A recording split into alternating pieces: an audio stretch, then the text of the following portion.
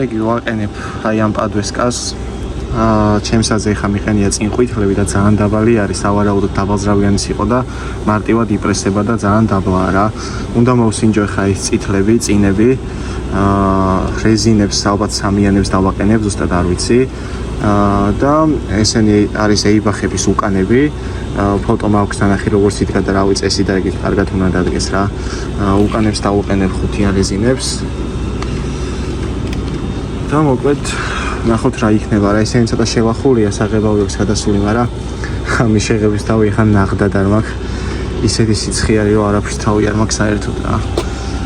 მოკლედ ნახოთ როგორი რამე გამოგვივა. ეს არის 5-იანი რეზინები, ნახეთ. ესე უნდა გაარჩიოთ. ანუ რაც უფრო მეტი არის, მაგალითად 3-იანი უფრო დაბალია, 1-იანი უფრო დაბალი, 5-იანი უფრო მაღალი რა. აი ამას ნიშნავს ეს ყველაფერი, ვინც არიცოდით. კარგი იქნებოდა ეს შემეღება, მაგრამ ნახდად არ შემელია, ეხლა თან ძალიან დასამუშავებელი არის და ამის თავი ხან ნახდად არ მაქვს რა. შემოგიერთებით, ნახოთ რა იქნება. კიდე რა ხდება, მოკლედ ეს არის ჩემი ძმის მანქანა და ამ მანქანაზე ჩემი ძმას ადრე მივეცი წინა სპორტული ამორტიზატორები, საქსის თუ სახსის, არ ვიცი როგორ ეძახის, ზოგი როგორ წითლები არის, სპორტულია და საკმაოდ მაგრად დგას და მოკლედ რაღაც სხვა ამორტიზატორების დაყენება უნდა და ეს ამანქანაზე ხა უნდა მოხსნა ის ამორტიზატორები და გადავიტანო ჩემსაზე. ანუ ჩემსაზე დადგება სახსის წითელი ამორტიზატორები, წითელი პრუჟინები და უკან შავი ეიბახები. ესეთი მანქანა ხავს ჩემს ძმას, ძალიან მაგარ მდგომარეობაში და ძალიან მაგარი მანქანაა.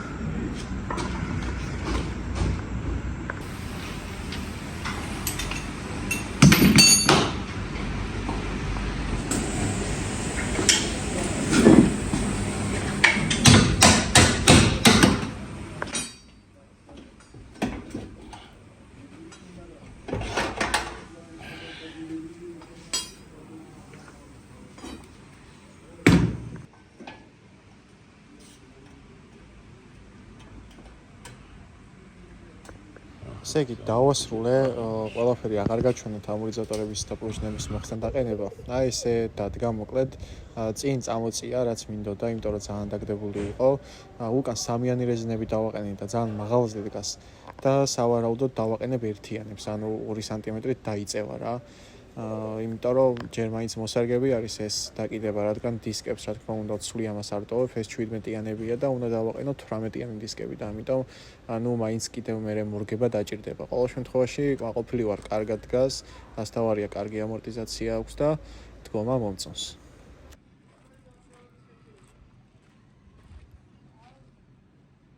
ეხლა რაც შეეხება კარებს, მოკლედ როგორც გითხარით უკვე ორივე კარებს ცვლი ვაყენებ უფრო კარგ კარებს ვიდრე აყენია. ეს კარები სხვა ფერია და შიგნიდან უნდა შევღება მოკლედ რა. ეს ყველაფერი რაც ჩანს, ყველაფერი უნდა შეიღებოს მანქანის ფერზე, რომ მე აისბოროს, შუშები ჩადგეს და ასე შემდეგ, მოკლედ და მანქანაზე დავაყენო. ეს მოკლედ უკვე დაშკურკული მაქვს. გეტყვით როგორ დავშკურკე, ესე იგი დავიწყე 400-იანით, გავაგზავნე 600-იანით, 800-იანით და 1000-იანი ეს ყველაფერი დავშკურკე. საჭირო არის იმისთვის, რომ საღებას ქონდეს მოჭიდება და არ აძვეს. აი აქ დავგრუნტე, რაღაც პატარა დეფექტები ქონდა, ეგ დეფექტები გამოვასწორე და დავგრუნტე. გრუნტი საჭირო არა, ის საჭირო იმის, რომ ის ზედმეტი დეფექტები რაც აქვს, ყველაფერი ამოვავსოს. აი აქ არის მეორე კარებიც. და მოკლედ ახლა დავიწყებ შეღებას. აქ ქარხნულად ამას მოყვა ვიბროიზოლაცია, რომელიც ავაძრე, იმიტომ რომ მაინც მთლიანად უნდა გავაკეთო ამ კარებზე ვიბროიზოლაცია და ის ქარხნული აღარ მჭირდებოდა. ესეც ანალოგიურად დამუშავებული მაქვს, დაშკურკული მაქვს და მოდი დავიწყოთ შეღება და ნახოთ რა გამოგვივა. ესე იგი, ანტისილში გავწმინდე ყველაფერი. ანტისილი არის ცხიმის საწინააღმდეგო, ასე ვთქვათ.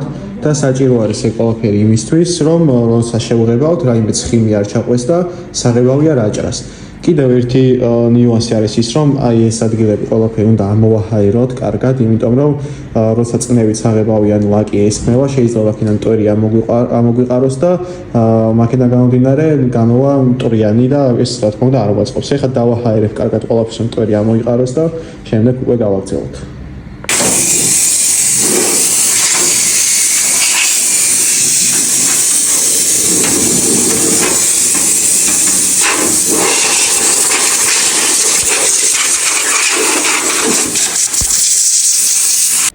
კიდევ ერთი ნიუანსი ნახეთ, აი ეს ადგილებით დავსკოჩე, იმიტომ რომ აქ ქართულად აქვს რაღაცა რეზინის მსგავსი და ეგ არის იმისთვის საჭირო, რომ არ იხმაუროს და არ იჭრაჭუნოს, ასე ვთქვათ, შუშა. მაგაზე რა თქმა უნდა ლაკი დასაღებავი ხმა არ გაწყობს, იმიტომ რომ რეზინაა და ამიტომ შევფუთე. ამ ადგილებსაც შეეხება, აქ შეეხება აუცილებელი არ არის და ვერ შეეხება ვიდეოები, ხა ისეთი ადგილია, ეს არ არის ღია ადგილი. და ამიტომ რამდენიც ჩაებურება ესაღებავი, ჩაებურება. დანარჩენი მაინც იმალება და არც ჩანს. და ესეთი პულვერიზატორი ვიდგებავ, ნუ ცოტა პატარაა, მაგრამ ამ რაღაცაზე გამომადგება. მოკლედ პირველ ფენას როცა ვასხამთ, აუცილებელი არის რომ ძალიან სქლად არ დავასხათ. აი უნდა დავბუროთ მინიმალურად. და კარგად რომ გაშრება, მეორე პირზე უკვე შეგვიძლია ცოტა სქლად დავასხათ. პირველი ვეზე რომ ბევრი დავასხათ და სქლად დავასხათ, დიდი ალბათობით აგვიჭრის საღებავს, ამიტომ ორ პირზე ან სამ პირზე მაქსიმუმ უნდა გავანაწილოთ. და აქვე იმასაც დავამატებ, რომ პროფესიონალი არ ვარ, რა თქმა უნდა, რაღაცეებს შეიძლება არასწორად ვაკეთებ, ვიცი რომ იყურებენ ხელოსნებიც, მალიერებიც და რა ვიცი თუ კი რამეს არასწორად ვაკეთებ და რჩევას რომ ვცემთ, აუცილებლად გავითვალისწინებ. მოკლედ სამოყვარულო დონეზე ნახოთ რა გამოგვივა.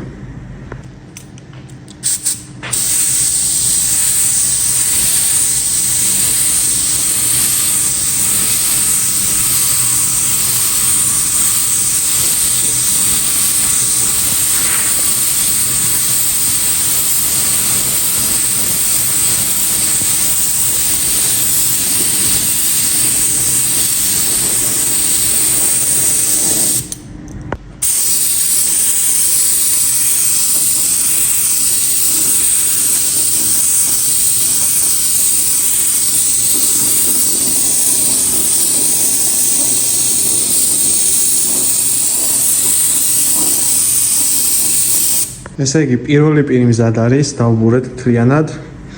ეხლა უკვე შეშრა საღებავი და შეგვიძლია მეორე ფენაც დავიწყოთ.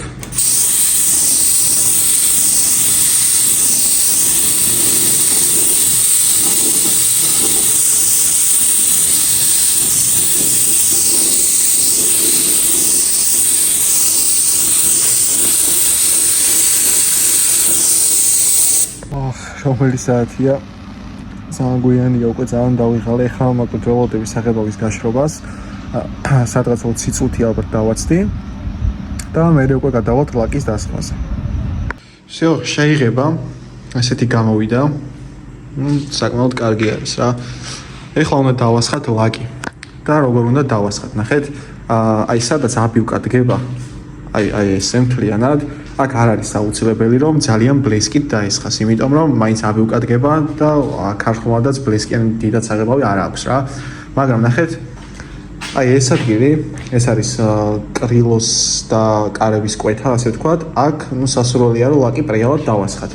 იგივე არის აი აქაც. აი ეს ადგილი მაგალითად მთლიანად ჩანს რა, კარებს რომ გამოვაღებ, აი ეს ადგილი ჩანს მთლიანად და აქ იდეალურად უნდა იყოს ლაკი დასხმული. ესეც ძირი არის, აი ეს ადგილი არის ძირი და აქაც დავასხათ ბლესკით, ასე ვთქვათ რა. განახებთ ახლა მეორე კარებსაც. აი ესეც ესეთი გამოვიდა. როგორც გითხარით, აი სადაც ჩაებურა, მეტი მანდ შეღება საჭირო არ არის. და ეხლა დავიწყებთ ლაკის დასხმას. მე გამოვიყენებ ნოულის ლაკს, ნუ არ არის რაღაც ძალიან მაღალი ხარისხის ლაკი და რაღაც, მაგრამ ნუ ბიუჯეტურ ლაკებში შედარებით ნორმალური ხარისხია. შესაძლებლობას რაც შეეხება, რაც იქნება ლაკი, იმის ნახევარი უნდა იყოს გამშრობი. ანუ პირობითად 100 გრამ ლაკზე 50 გრამი გამშრობი ჭირდება. გარდა ამისა, ნუ როცა ზაფხული არის და ცხელა, სასურველი არის რომ ჟირნი რასწვარი, ანუ ქართულად არ ვიცი როგორ ქვია რა, ჟირნის ეძახიან, ჟირნის დავამატოთ დაახლოებით 5-10%. როგორც მე ვიცი, შეიძლება ვცდები, მაგრამ ესე ვიცი. აი საჭირო არის იმისთვის, რომ რადგან სიცხეში ლაკი ძალიან ჩქარაშრება, გაშრობის მომენტში, ზედა ფენაზე რომ აპკს გაიკეთებს, დროთა განმავლობაში, როცა ქვედა ფენაც გაშრება, არ გამოიწვიოს ზედა ფენის მოჭიმვა. მე ხა ამ ეტაპზე არ მაქვს სიმართლე გითხრათ ეგ ჟირნი, მაგრამ ნუ ისეთ რაღაცას ვხება, რაშიც გადამწყვეტროლს ეგ ჟირნი არ ითამაშებს. მაგრამ ზოგადად სასურველია, როცა რაიმე დეტალი იღებება, ჟირნის სიცხეში გავუკეთოთ. ეს არის ქეთო, ჩემი დამხმარე. შკურკვაში და რაღაცეებში მეხმარება ხოლმე. კაი, დავიწყოთ ახლა ლაკის დასხმა. ლაკზეც იგივე სიტუაცია, პირველი პირი უნდა დავასხათ თხლად, რომ პაწიოკი არ წამოვიდეს, აჭრას ლაკი და ასე შემდეგ. შემდეგ ეს პირველი პირი რო შეშრება, წებოვანი როცა იქნება და მეორე პირს უფრო ბლესკით და სქლად დავასხამთ, ნაკლები შანსი არის პაწიოკის, იმიტომ რომ თვითონ პირველ პირსაც უკვე დავასხით, წებონება ექნება.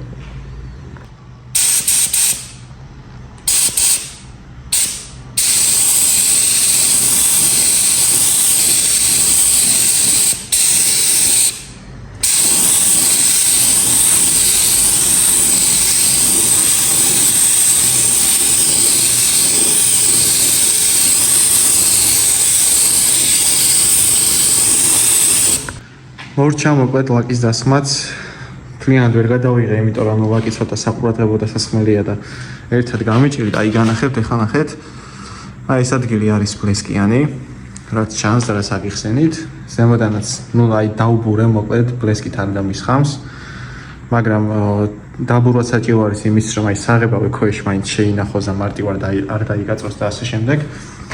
აი ამ ადგილზეც ასე თუ ისე სქლად დავასხი. კრილოს და კარების კვეთაში, ძირშიც სქლად მაქვს ასხმული და იგივე არის მეორე კარებზეც იგივე სიტუაცია.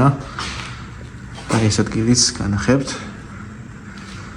ბლესკით არის დასხმული. ეს ადგილები დაბურული და ეს ადგილიც არის გაპრიალებული და ბლესკილი. მოკლედ ეს არის და ეს შეაფასეთ აბა როგორი გამოვიდა, რჩევებსაც მოვისმენ, რა გავაკეთე სწორად, რა გავაკეთე არასწორად. სამომავლო თავისთავად გამომადგება და გავითვალისწინებ.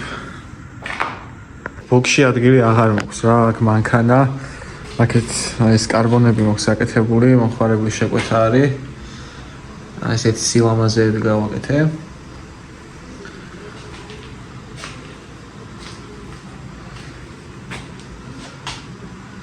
X5-ის დეტალებია.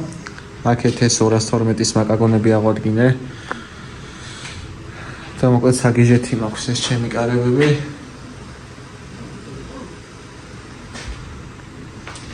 აქაც კარბონის დეტალები მილაგია. აი მაკაგონებს შეგახედებთ ისე.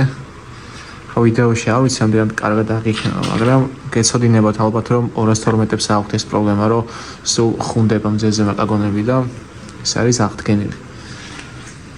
ესეც ჩემი მაქვს რა. ხო, სხვადასხვა დინამო მაქვს მოხსნილი, წინა ვიდეოში გითხარით დინს იპარავს, მეთქი.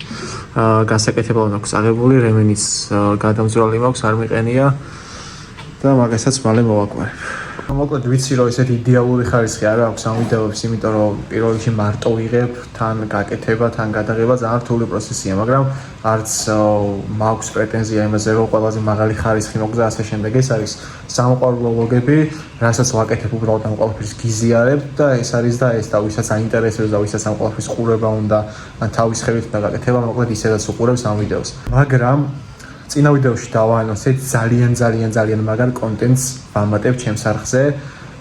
ერთმანეთის კონკურენტი მანქანების და მოდელების განხილვა, ასე ვთქვათ, რა უპირატესობა აქვს ერთ და მეორე მხარეს და ასე შემდეგ და აი იქ უკვე სერიოზული ხარისხი მექნება და კიდევ ვიტყვი ამ ვიდეოში რომ შემოთავაზეთ 94-ები და 124-ები, მინდა რომ მომხმარებლის მანქანები გადავიღო უშუალოდ და ძალიან მაგარ და ძალიან საინტერესო ვიდეოებს გადავიღებ. მოკლედ ჩემი არხის გამოწერა არ დაგავიწყდეთ, მადლობა რომ მიყურეთ და შეხვედრამდე.